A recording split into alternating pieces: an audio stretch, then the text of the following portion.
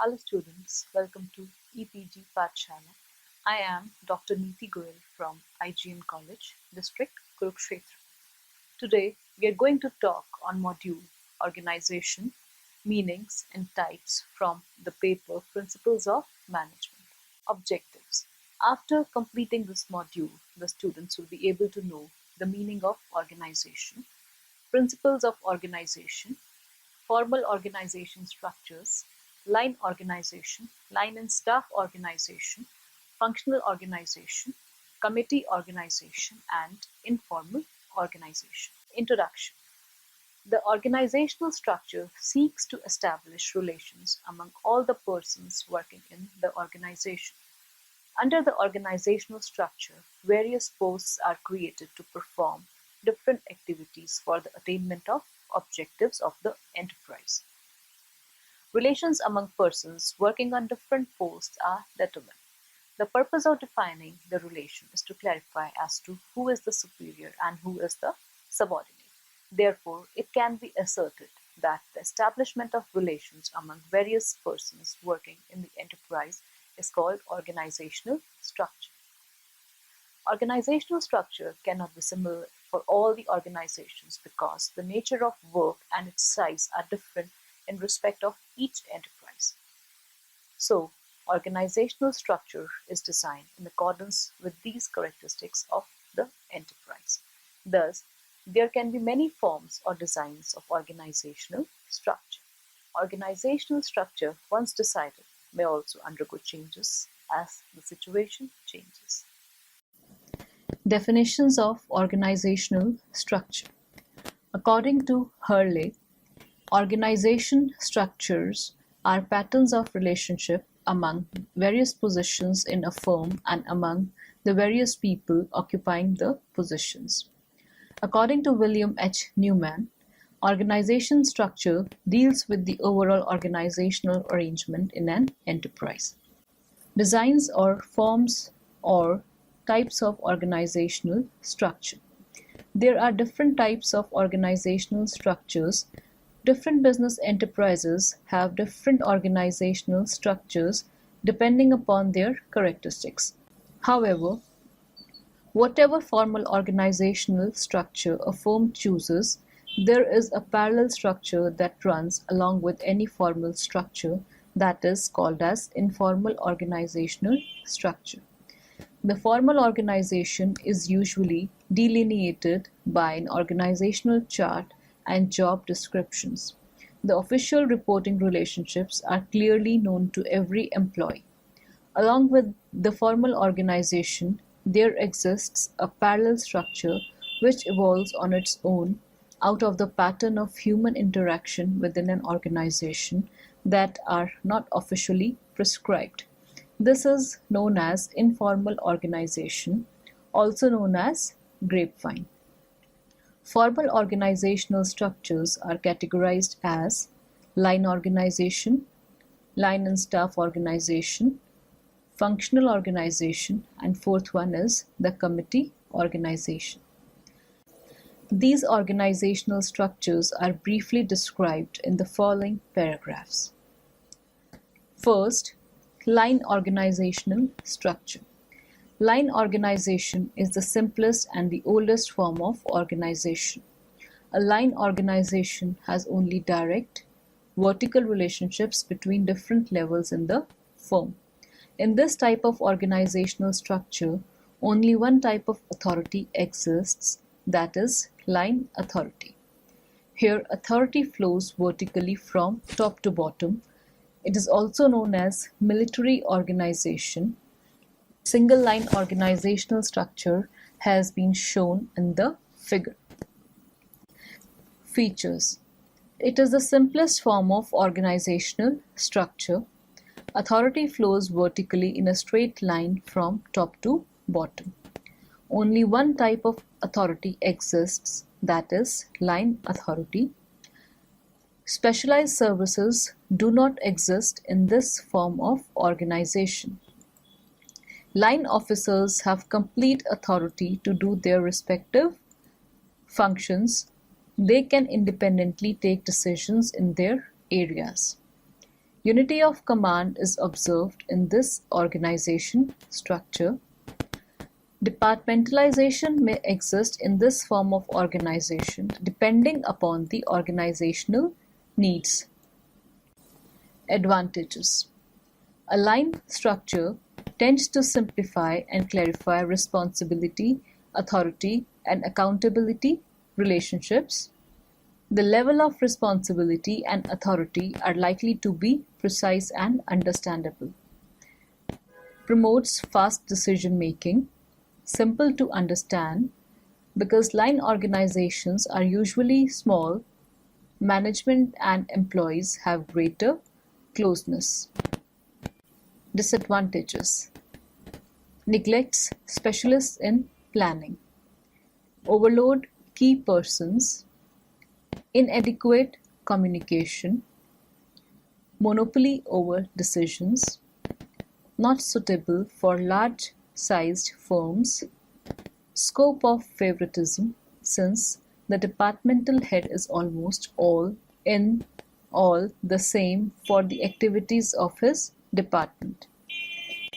A variant of simple line organization is departmental line organization. Departmentalization may exist in this form of organization depending upon the organizational needs. In the departmental line organization, the general manager is at the top of the hierarchy and many departments are created under him. For the establishment of the departments, all the activities of the enterprise are divided among different groups. For example, purchase of material and production will be under the Department of Production. Finance department will take care of accounts and finance. The job of sales and advertisement will be handled by the marketing department, and similarly, the function of staffing be performed by the personnel department. A head of every department is called departmental manager, who handles the work of every department. However, this organizational structure is suitable for small-sized firms only where the business produces only single product. Departmental line organization has been clarified in the following diagram. Line and staff organization. Line and staff organization is in a way extension of line organization. Under this organization structure, two types of authorities exist together, the line authority and the staff authority. The function of line managers is similar to their functioning under the line organization, but some staff or the experts are also appointed as advisors to the line officers. The function of line officers is to take decisions, while the function of the staff officers is to advise them. Staff officers are experts in their respective fields and other useful advice and offer useful advice after analyzing the problems presented by the line officers. In this way, the work of thinking and execution is done by different persons, and this removes the main flaw of the line organization. It can be adopted in case of medium to large business enterprises. Now, talking about the characteristics of line and staff organization, the first one is the work of thinking and execution is divided into two parts. The staff executives do the thinking function, while the line executives do the executive function. The line authority of line managers is similar as in line organization, and the benefit of advice of the staff experts also becomes available. The subordinates of the line executives remain their subordinates alone, and they cannot be treated as subordinates of the staff executives. The experts have only the right to tender advice, and its rejection or acceptance depends on the line executives. Principle of unity of command remains implemented because the orders are received only through a single officer. The movement of authority is from top to bottom. The figure 3 shows the line and the staff organization structure. As you can see, the line authority has been shown with the straight line, and the dashed lines shows the staff authority. These staff authority are the staff specialists which have been appointed to advise the line authorities. Advantages of line and staff organization are as follows. Sound decision. Sound decision-making is possible in this organization structure as specialist advice of staff managers is available to line executives for decision-making. Specialization is possible. The work of thinking and execution are divided, and therefore the staff executives and the line executives attain specialization in their respective fields. It also increases organizational efficiency.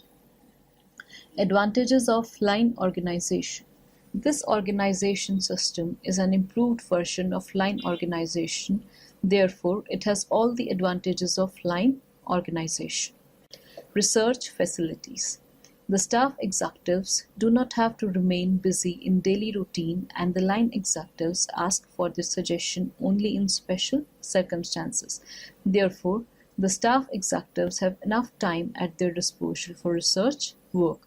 During this time, they discover new procedures which benefit the enterprise. More facilities of expansion. Legal and other complexities are increasing in modern business. In these circumstances, the expansion of business becomes difficult. However, when an organization has the services of the experts available to it, expansion becomes easy. Decrease in production costs. Experts find out new methods of production which make it easier to produce good quality products with minimum cost. Discipline.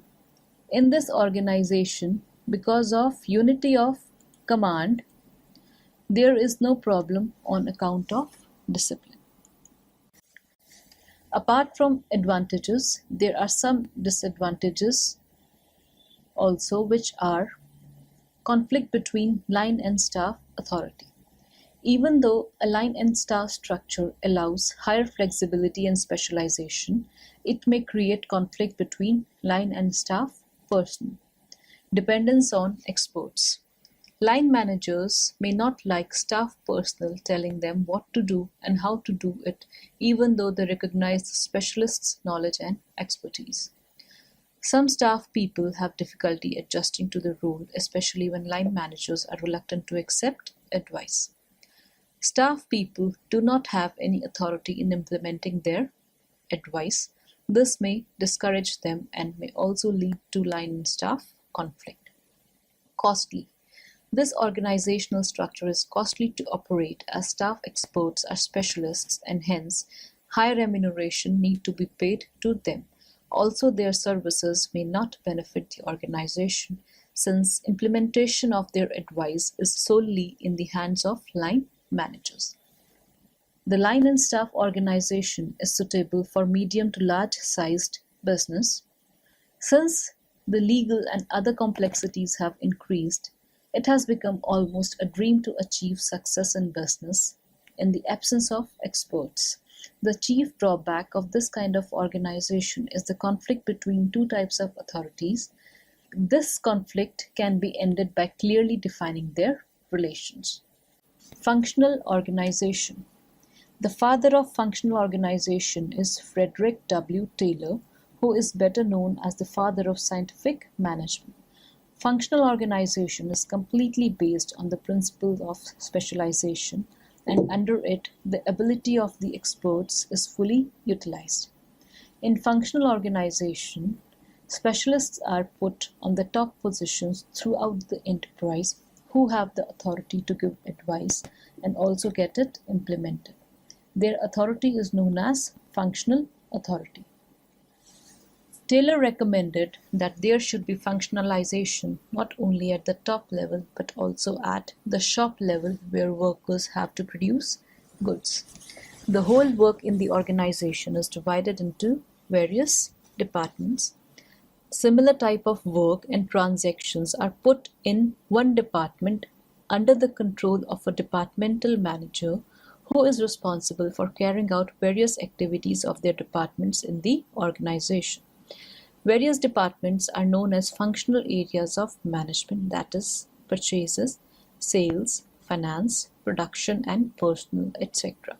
In functional organization, at the top level of management, a subordinate anywhere in the organization will be controlled and commanded directly by a number of managers operating in different departments.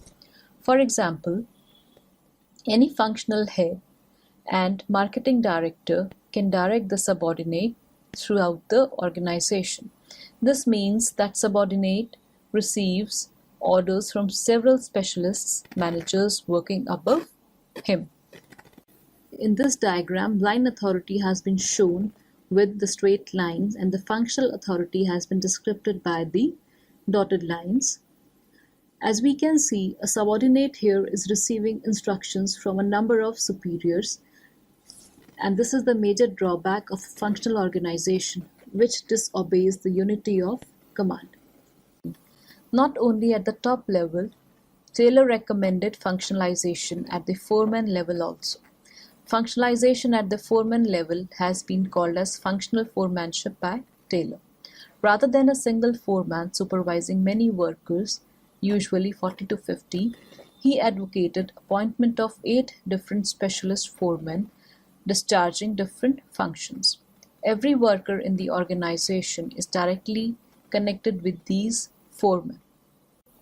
The 8 specialist foremen are A. Routine clerk, B. Instructions card clerk, C. Time and cost clerk, D. Shop disciplinarian, E. Gang boss, F. Speed boss, G. Repair boss, and H. Inspector. The first 4 bosses operate from planning department, whereas the other 4 function in the production department and are known as executive functional bosses. Functional foremanship has been clarified in the diagram given below. Here we can see that the first 4 bosses operate from planning department and the other 4 bosses operate or function in the production department and are all known as executive functional bosses. This system is useful for big business enterprise having a large scale production and where experts' knowledge is necessary. Advantages of functional organization. Full use of experts' knowledge because he knows that his decisions will be implemented. Efficiency is increased by separating mental function from manual function since workers are advised by experts. Mass production becomes possible because of availability of the benefit of specialization. Functional structure permits flexibility and organizational structure can easily be adjusted as per expansion or contraction needs of the business. Some of the disadvantages are violation of principle of unity of command, which is an important principle of management. It leads to complexity and confusion, reducing work efficiency. Coordination in functional structure becomes difficult in view of the help sought from functional experts. Difficult to fix responsibility since principle of unity of command, which is the most important principle of management, is disobeyed. Functional organization is characterized by conflict among experts due to disagreement on certain issues. Maintenance of specialist staff of the highest order is expensive for a concern. Committee organization. Committee organization is not a form of business organization which can be implemented independently. In other words, it cannot be implemented as a regular and independent organization. It is used with the purpose of helping the other regular forms of organization. According to Newman, a committee consists of a group of people specially designed to perform some administrative acts. Types of committees. In business organization, generally, 4 types of committees are established. The first one is the advisory committee. When a committee possesses the authority of staff executives or the experts, it is called advisory committee. Experts in the different fields are appointed as the members of the committee who take decision only after mutual deliberations. They, however, do not have the authority to get these decisions implemented. The second one is the executive committee, a committee which has the authority to take decisions and also get them implemented is called executive committee. Board of directors in the company organization is an example of executive committee. Whatever decisions are taken by the board of directors, they are implemented through the medium of general manager. Third is the joint consultative committee. In this committee, the representative of the workers and managers deliberate on the common interests and make mutual relations sweet. And the fourth one is the special purpose committee. Committees which are appointed with special aims are called special purpose committee, like the budget committee, pay committee, financial consultation committee, etc. Features of committee organizational structure are they are formed for managing certain problems or situations. Committee decisions are temporary. Advantages. Committee decisions are always better than the individual decisions. Better interaction between committee members leads to better coordination of activities.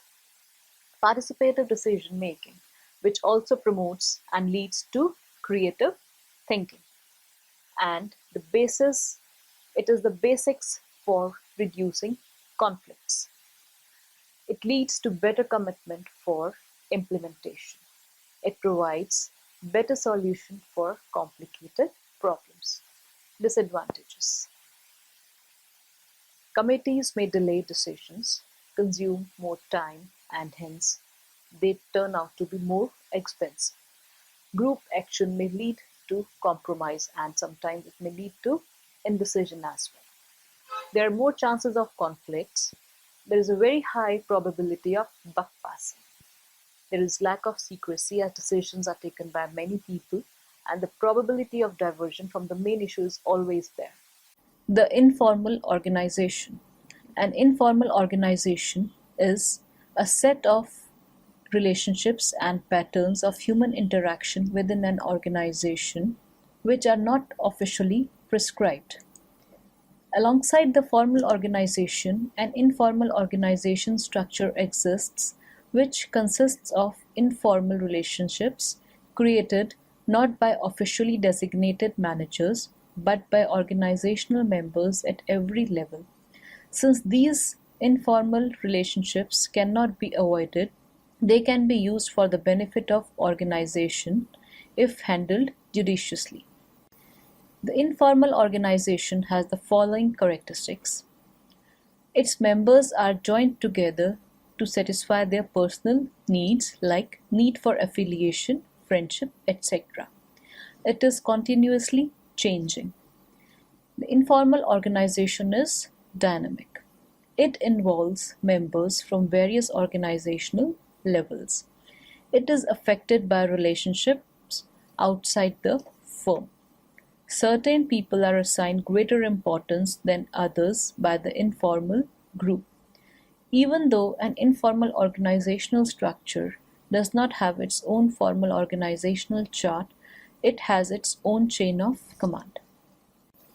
Benefits of informal organization. It assists in accomplishing the work faster, helps to remove weaknesses in the formal structure, lengthens the effective span of control, compensates for violations of formal organizational principles, provides an additional channel of communication, provides emotional support for employees, encourages better management. Disadvantages of informal organization. Informal organization may work against the purpose of formal organization. It reduces the degree of predictability and control, reduces the number of practical alternatives, increases the time required to complete activities, and it spreads rumors. So students, Let us now summarize what we have learned in this module. In this chapter, we have studied different types of organizational structures. There are mainly two types of organizational structures, formal and informal organizational structures. Formal organization means an organization in which the responsibilities, authority, and mutual relationships among all the employees working in an enterprise are clearly defined. Formal organization can be categorized into four parts, which are line organization, line and staff organization, functional organization, and committee organization. Each type of organization has their own advantages and disadvantages. Each type of organization is suitable for different type of business depending on many factors like nature of business, its size, the technology used, long-term goals, and the environment, etc. And the second type is informal organization, which is not established deliberately, but it comes into existence because of the common interests, tastes, religious and communal relations. Both formal and informal organizational structures exist simultaneously in an organization. Thank you.